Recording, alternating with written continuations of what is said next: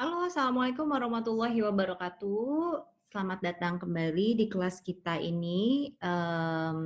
Mohon maaf atas keterlambatannya, saya baru sempat untuk bikin videonya ya. Oke, jadi nanti bisa diperpanjang, jadi nanti saya perpanjang aja waktu pengumpulannya. Oke, hari ini kita akan membahas masalah human in organization. Jadi, gimana sih sebenarnya, individu itu di dalam sebuah organisasi atau di sebuah company, ya. Next aja. Oke, sebelumnya nih, saya mau membahas bahwa sebenarnya kalau misalnya kita ngomongin masalah human in organisasi, pasti kita akan membahas hal-hal yang seperti persepsi individu, komunikasi antar individu, kepribadian dan perbedaan kepribadian yang ada dalam individu, kemudian ada emosi, perilaku individu dan perbedaan individual itu sendiri, kemudian karakteristik organisasi yang, mmm mempengaruhi ya, atau yang akan mempengaruhi, seseorang gitu. Kemudian ada pendekatan-pendekatan untuk, perilaku individu ya kan. Nah itu kita akan bahas semuanya di sini, oke. Pertama kita akan bahas persepsi, singkat aja karena mungkin persepsi ini, sudah pernah dibahas juga di beberapa, mata kuliah yang lainnya. Jadi perception is a process through which people receive, organize, and interpret information from their environment. Jadi di sini maksudnya adalah persepsi itu kurang lebih kita ngomongin apa yang diterima seseorang, apa yang organize sama seseorang, dan apa yang diinterpretasi, informasi apa yang diinterpretasi. Nah, kurang lebih itu seperti itu, apa yang diberikan, apa yang ditangkap, kemudian feedback-nya apa, seperti itulah kurang lebih. Oke, ini adalah sebuah proses persepsi ya, seseorang. Jadi di sini mungkin kita bisa lihat ini ada yang namanya stimuli. Stimuli ini bisa di lingkungan pekerjaan ya, misalnya gaya manajerialnya, seperti apa, budaya organisasi di sana seperti apa, teknologi yang diberikan di sana seperti apa. Misalnya kita berada di, sebuah organisasi yang memang secara teknologi base-nya bagus banget gitu ya. Nah, itu juga akan memengaruhi persepsi seseorang atau persepsi dari, individu dalam organisasi tersebut. Kebisingan ya kan, seberapa riweuh itu di kantor. Teman sebaya, sistem penghargaannya bagaimana, perencanaan pengupahannya ya kan, penggajiannya, kesempatan berkarirnya seperti apa, dan ini adalah merupakan stimuli-stimuli yang datang dari lingkungan pekerjaan. Kemudian next lagi, dilanjutin lagi ya kan ke tahap selanjutnya, yaitu dilakukan pengamatan terhadap stimuli yang diterima tadi, ya kan. Pengamatan ini bisa berdasarkan pandangan, pendengaran, rasa, dari bau ya. Nah, ini pengamatan yang dimaksud adalah bagaimana seseorang, misalnya contohnya tadi ya, teknologi aja. Kalau di sebuah kantor ada beberapa teknologi misalnya Zoom meeting gitu ya. Sekarang orang udah semua pakai itu. Tapi di setahun yang lalu itu tidak semua orang menggunakan, semacam Zoom meeting ini karena dirasa Zoom meeting ini tidak efektif ya kan. Ya jadi mereka mikirnya ya meeting harus datang gitu. Sedangkan di beberapa kantor, di beberapa perusahaan besar nggak seperti itu. Jadi kalau misalnya ada meeting di Jakarta, mereka nggak harus datang ke Jakarta. Jadi ini adalah efisiensi cost juga.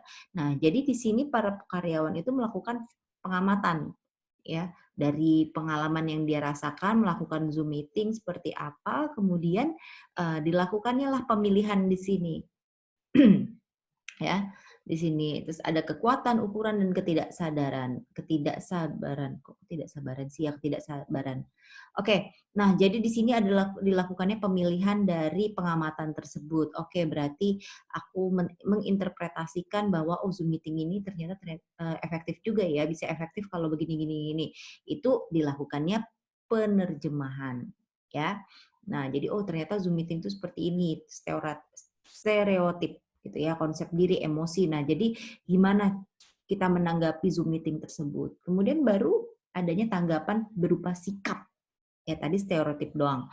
Nah ini berupa sikap, oh wah akhirnya aku bisa lebih efektif gitu menggunakan Zoom meeting, terus bisa lebih enak kerjanya dan lain sebagainya nih. Ini adalah sebuah proses persepsi dari seseorang.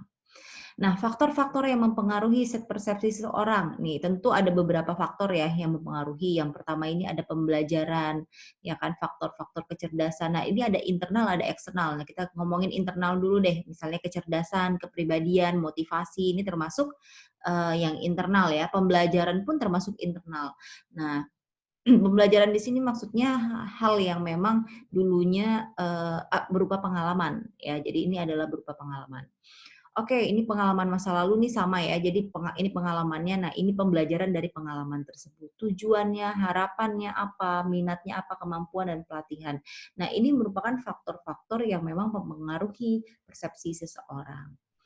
Next, kita ngomongin masalah komunikasi dalam sebuah organisasi. Ya, komunikasi ini menjalankan 4 fungsi utama dalam sebuah kelompok atau organisasi, yaitu yang pertama kendali, motivasi, pengungkapan emosional, dan informasi. Ya, jadi kita tahu bahwa komunikasi itu memang erat kaitannya dengan individu satu sama lainnya, gitu ya. Jadi memang proses komunikasi sendiri itu kayak seperti apa ya? Langkah-langkah pentransferan pemaknaan eh, dari sebuah subjek atau objek ya yang ingin memang disampaikan kepada orang lain gitu. Jadi kadang wah miskomunikasi nih gitu kan, misinterpretasi. Nah, itu kadang-kadang terjadi ya. Jadi makanya kita harus paham dulu proses dari komunikasi ini sendiri. Yang pertama ada yang namanya sender. Ya, sender ini adalah semacam orang yang berkomunikasi dengan kita, yang mengirim pesan, ya kan. Nah, pesan kemudian dikomunikasikan, ya kan, dikomunikasikan dalam bentuk message ini ya. Terus kemudian dilakukannya encoding. Nah, encoding ini merupakan semacam pengkodean ya untuk menguraikan pesan dalam bentuk simbol. Ya, jadi pengkodean ini kayak proses menguraikan suatu pesan komunikasi menjadi bentuk simbolik. Oke, jadi misalnya jadi kondisi-kondisi yang mempengaruhi pesan terkode itu misalnya kayak keterampilan, sikap, pengetahuan, sistem sosial budaya. Jadi dia lebih kayak mengkategorisasikan gitu. Ya, jadi oh ini orang ini ngomongin apaan nih? Oh, mau ngomongin budaya. Oh, ngomongin ini, ngomongin ini. Jadi kayak mengkelompokkan. Nah, seperti itu. Jadi dibuat kodenya. Oke, kemudian dari encoding ini masuk ke message lagi ya kan, jadikan message lagi, masukkan ke dalam channel atau saluran. Nah, ini merupakan alat yang digunakan untuk mengirimkan pesan, yaitu misalnya dengan berbicara, verbal, non verbal. Nah, ini kan macam-macam ya. Itu dia ya. Jadi kemudian setelah udah misalnya verbal gitu ya, menjadikan message lagi. Kemudian jadi decoding ya kan. Nah, decoding ini adalah diartikan sebagai pengirim pesan ya. Jadi pengirim pesan. Jadi dalam hal ini tuh kayak sering terjadi kesalahan, distorsi mengenai apa yang kayak diinginkan oleh pengirim tapi ditangkapnya beda. Nah, disinilah decoding ini penerimaan pesan dari si receiver. Sedangkan encoding ini adalah pengkategorisasian dari si sender ini. Pesannya apa sih di sini gitu loh. Nah, ini kurang lebih di sini.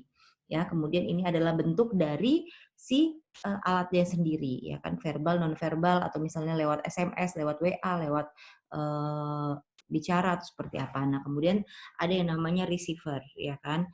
Nah, yang penerimanya. Kemudian receiver memberikan feedback. Nah, kembali lagi ke alur pertama. Oke, next. Tadi kita udah bahas komunikasi secara singkat. Ya, jadi untuk pertanyaan pertama, aduh maaf nih suaranya emang lagi serak banget ya. Oke, untuk pertanyaan pertama kalian untuk reviewnya ya, apa yang dimaksud dengan persepsi dan bagaimana pengaruhnya terhadap perilaku seseorang ya, untuk persepsi itu. Oke, next kita masuk ke kepribadian. Jadi secara singkat juga ini udah pernah dibahas mungkin di beberapa kelas ya, beberapa kelas klinis atau kepribadian yang lainnya. Nah ini kepribadian sendiri itu merupakan karakteristik psikologi seseorang untuk suatu tindakan atas perilakunya. Nah ini juga ada eh, eh, definisi yang lainnya ya, yaitu merupakan gabungan dari ciri-ciri fisik dan mental yang stabil yang memberikan identitas pada individu. Jadi kurang lebih memang kepribadian ini menjadikan identitas yang mutlak ya untuk seseorang. Oke, ini ada 5 faktor utama kepribadian ya. Yang pertama dari kelahiran. Nah, ini udah pasti kalau kelahiran itu kaitannya memang besar ya. Kadang-kadang wah ini memang bawaan dari lahir atau semacamnya. Nah, ini memang berhubungan dengan masalah pekerjaan ya.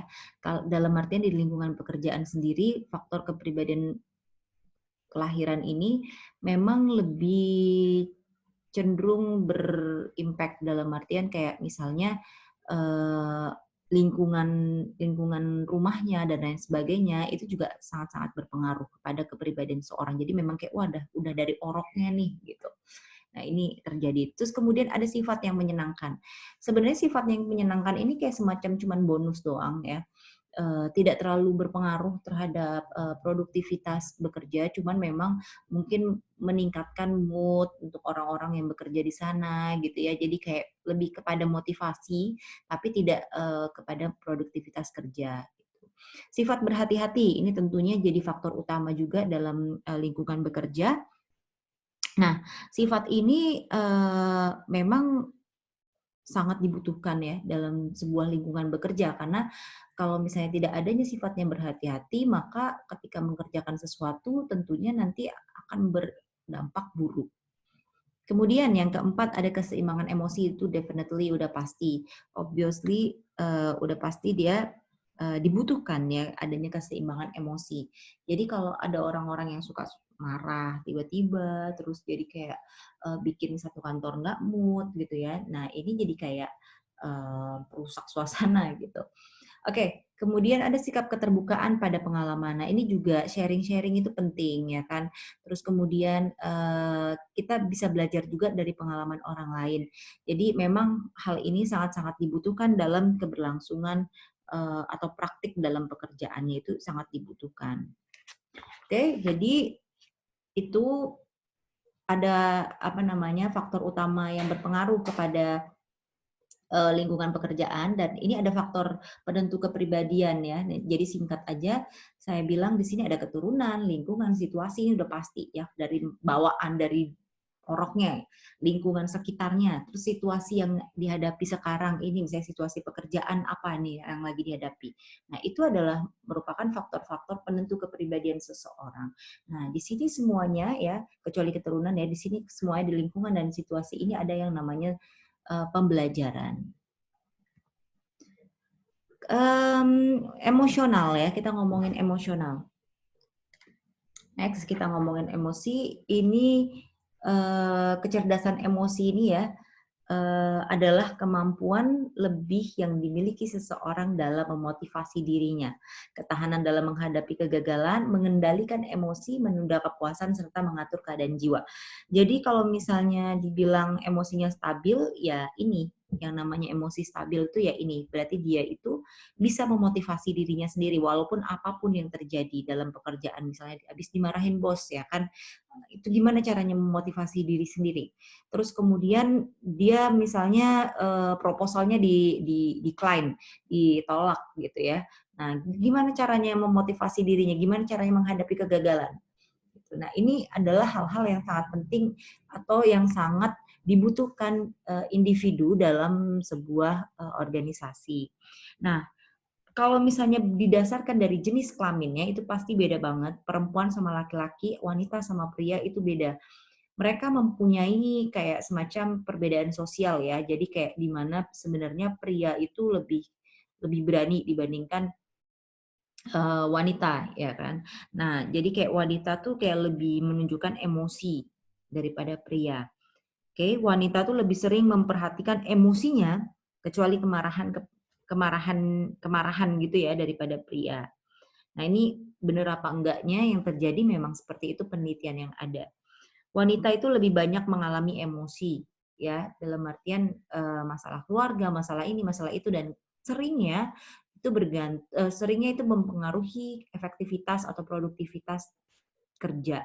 Jadi makanya sebenarnya perusahaan tuh memang lebih senang merekrut merekrut pria dibandingkan laki-laki dan terutama kalau pemimpin-pemimpin itu lebih banyak pria daripada laki-laki karena secara emosional mereka lebih stabil.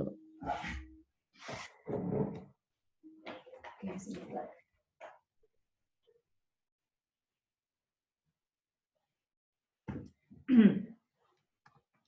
Ya, ini ada perilaku dan perbedaan perilaku individual ya. Jadi kita udah ngomongin tadi masing-masing perilaku individu dalam organisasi itu memang dipengaruhi oleh adanya persepsi, komunikasi tadi, terus kemudian adanya kepribadian masing-masing individu ya. Terus ada lagi yang namanya emosional dari masing-masing individu. Nah, kita ngomongin kepribadian lagi yang lebih singkat.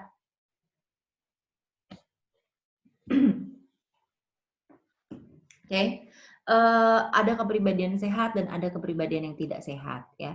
Di sini kepribadian yang sehat ini sangat mempengaruhi efektivitas kerja, produktivitas, motivasi kerja dan kepuasan kerja. Ini akan mempengaruhi ritme dalam bekerja juga. Jadi hal-hal inilah yang akan secara langsung maupun tidak langsung mempengaruhi. Oke. Contohnya ya kan menilai diri sendiri secara realistis ya kan. Kita harus nilai dulu diri sendiri itu realistis. Kita tuh punya kemampuan apa, skill kita seperti apa dan lain sebagainya. Kepribadian kita bagaimana itu harus realistis dan tidak boleh membohongi diri sendiri. Kemudian adanya atau mampu menilai situasi secara realistis juga. Situasi sekarang seperti apa? Saya harus bersikap seperti apa. Nah, ini adalah salah satu kepribadian yang sehat. Kemudian mampu menilai prestasi yang diperoleh secara realistis juga. Ya, jadi prestasi yang saat ini didapatkan itu karena apa gitu ya? Bagaimana cara mendapatkannya dan lain sebagainya. Nah, ini juga nggak boleh terlalu tinggi hati. Kemudian menerima tanggung jawab itu udah pasti. Kalau misalnya kita dalam sebuah organisasi atau di dalam pekerjaan kita harus berani bertanggung jawab. Kemandirian dalam bekerja, jangan dikit-dikit nyenggol teman, tolong kerjain dong kerjaan saya gitu ya. Kemudian dapat mengkontrol emosi. Tadi kita udah bahas emosi, ini adalah salah satu ciri-ciri kepribadian yang sehat. Berorientasi pada tujuan kita bekerja apa, bukan hanya cuma sekedar cari duit. Karena kalau misalnya tujuannya untuk mencari uang itu akan beda gitu ya. Kalau cari uang ini tujuannya jadi nanti timbullah kepribadian-kepribadian yang tidak sehat. Yang penting saya mendapatkan uang ya. Berorientasi keluar, maksudnya adalah ini extrovert, jadi bersifat respect, empati terhadap orang lain, memiliki kepedulian terhadap situasi atau masalah-masalah di lingkungannya, ya bersifat fleksibel dalam berpikir. Nah, ini termasuk dalam extrovert tadi. Penerimaan sosial, jadi dia ini mau berpartisipasi aktif dalam kegiatan sosial ya. Jadi di kantor itu pasti tidak hanya serta-merta cuma kerja aja, tapi ada yang namanya berorganisasi. Kemudian memiliki filsafat hidup, ya kan, ini basic-basic kehidupannya seperti apa sih gitu ya, mengarahkan hidupnya itu berdasarkan filsafat hidup yang nantinya berakar dari keyakinan agama yang dianutnya ya. Kemudian yang terakhir banget ini berbahagia. Jadi kalau orang-orang yang nggak berbahagia ketika bekerja itu termasuk nggak sehat ya secara kepribadian. Oke, kepribadian yang tidak sehat. Mudah marah ya, kalau suka marah-marah tuh memang nggak sehat. Terus menunjukkan kekhawatiran, kecemasan ya, sering merasa tertekan gitu. Jadi ya sebenarnya happy aja walaupun memang lagi tertekan. Bersikap kejam. Nah, maksudnya bersikap kejam di sini kayak seneng gangguin orang lain ya kan. Jadi kayak seneng senang ya ganggu-ganggu lah gitu. Terus kemudian ketidakmampuannya untuk menghindar dari perilaku menyimpang meskipun sudah diingatkan. Ya, jadi kalau misalnya ada perilaku-perilaku menyimpang dalam suatu organisasi itu nggak sehat. Kebiasaan berbohong. Maaf saya telat nih karena tadi macet, padahal nggak, bangunnya siang gitu kan. Terus hiperaktif juga, terlalu apa ya, kayak cari perhatian gitu-gitu ya, itu juga nggak sehat. Bersikap memusuhi semua bentuk otoritas. Dikit-dikit manajemennya eh, apa namanya, diprotes, ini wah ini kenapa kayak gini, kenapa kayak gitu, bukannya masalah wah Bu kok kita harus nerima aja, enggak gitu ya, tapi ada porsi-porsinya gitu, jadi jangan semua semua kita protes gitu ya. Kemudian yang ini senang mengkritik orang lain, terus senang cemooh kalau kerjaannya misalnya cuman gitu doang saya bisa, cuman gini doang, terus sering dicemeh-cemeh gitu ya. Nah ini nggak boleh. Kemudian sulit tidur tuh juga nggak sehat, tidurnya malam-malam ya, orang kerja tidurnya tuh cepet. Kemudian kurang memiliki rasa tanggung jawab, sering pusing, kurang memiliki kesadaran untuk menaati anjuran agama. Nih kalau orang-orang yang nggak sholat tuh juga biasanya secara apa ya, secara berlaku, secara pekerjaan juga dianggap kurang meningkatkan produktivitas gitu ya. Pesimis dalam menghadapi kehidupan, kurang bergairah. Nah, ini juga ya termasuk salah satu kepribadian yang tidak sehat. Oke. Okay. Berikutnya adalah pendekatan-pendekatan ya untuk memahami perilaku individu. Jadi di sini ada beberapa pendekatan ya. Yang pertama adalah pendekatan kognitif, pendekatan transformant ya. Kemudian ada pendekatan psikoanalisis dan pendekatan dalam artian di sini adalah multiple intelligence ya. Bukan pendekatan tapi maksudnya ini beda lagi nih. Jadi ada 3 pendekatan tadi ya, pendekatan kognitif, pendekatan transformant, dan pendekatan psikoanalisis. Nah, untuk pertanyaan yang kedua ya, Anda diminta untuk menjelaskan masing-masing pendekatan untuk memahami perilaku individu ini dari mulai pendekatan kognitif, transformant, dan psikoanalisis. Oke. Oke, kita masuk ke multiple intelligence ya.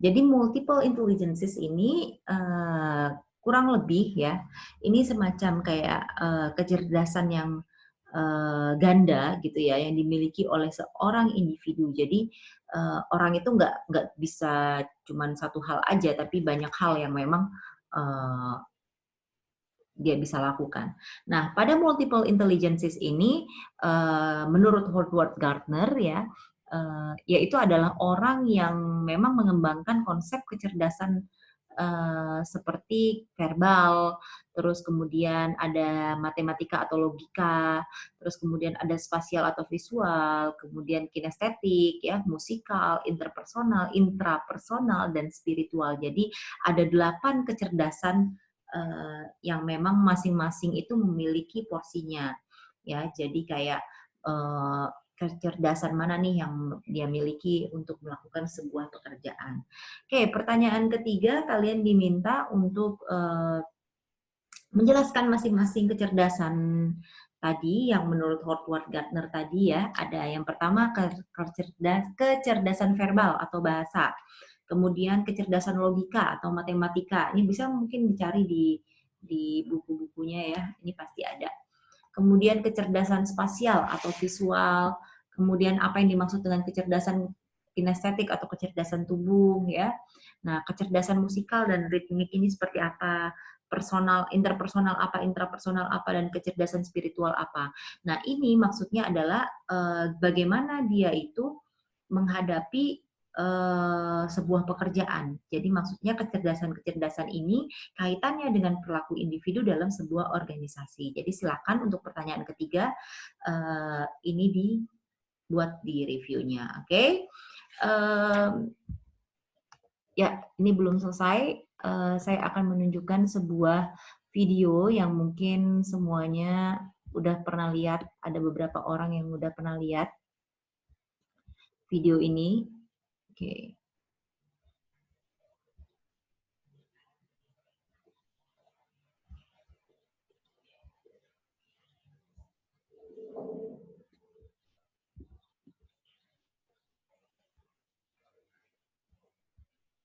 Oke.